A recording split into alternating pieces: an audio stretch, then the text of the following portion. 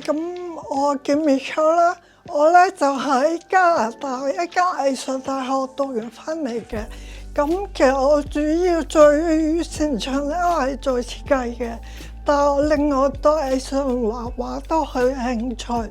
咁所以嗰陣咧，我翻工之餘咧，亦都會喺自己時間即係畫下畫啊，培養下一啲自己興趣咯。我而家主要咧就係教人即係畫畫嘅，咁我有教我酒精墨水啦、潛移畫啦同埋曼達拿啦，咁跟住咧我另外會搞啲小手作嘅，而我嘅目標客戶咧多數都係一啲殘障嘅人士，我覺得佢哋好多潛能可以發揮到，咁所以我主要係會教佢哋先。我咧係傷健協會嘅資深會員，如果計埋今年咧，我做咗20年㗎啦。咁嗰陣係因為我發生意外啦，嗰陣資訊未有依家咁發達㗎，咁我就求其上網揾到呢度，咁佢哋又好好人，咁所以我就加入咗做會員啦。我成為藝術導師嘅過程咧，其實就唔係咁順利嘅，即係我都係經歷咗好多，由最初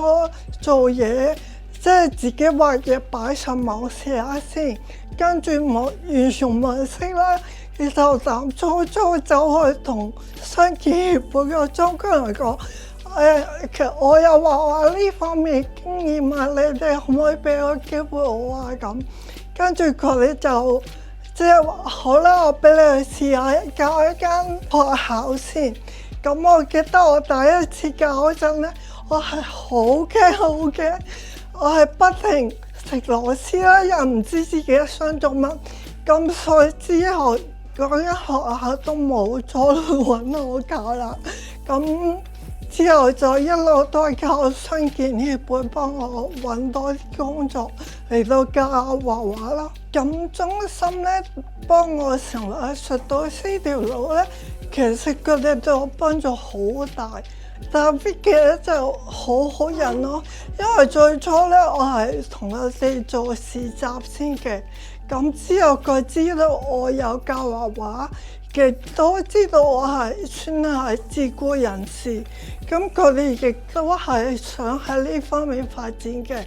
Vicky 就好好人咁答應咗，佢話好啊，冇所謂，橫掂我哋都想幫人發展副業咁嘅嘢，所以我就揾咗傷健協會，而佢哋亦都幫咗好多咯。我覺得殘疾人士係比較有耐性同埋有毅力克服困難啊，可能我哋做細微嘅動作會比較難，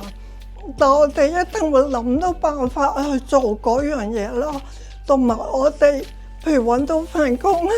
我哋唔會咁容易轉㗎，即係我比較想穩定嘅。就算係自僱都好，我哋會係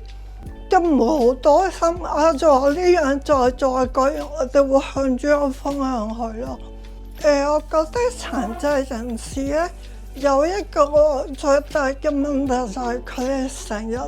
睇小自己，即係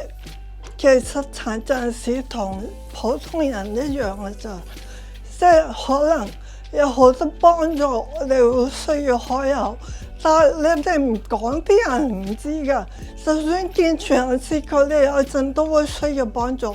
咁同你哋冇分別。點解你哋要覺得我自己就低一級咧？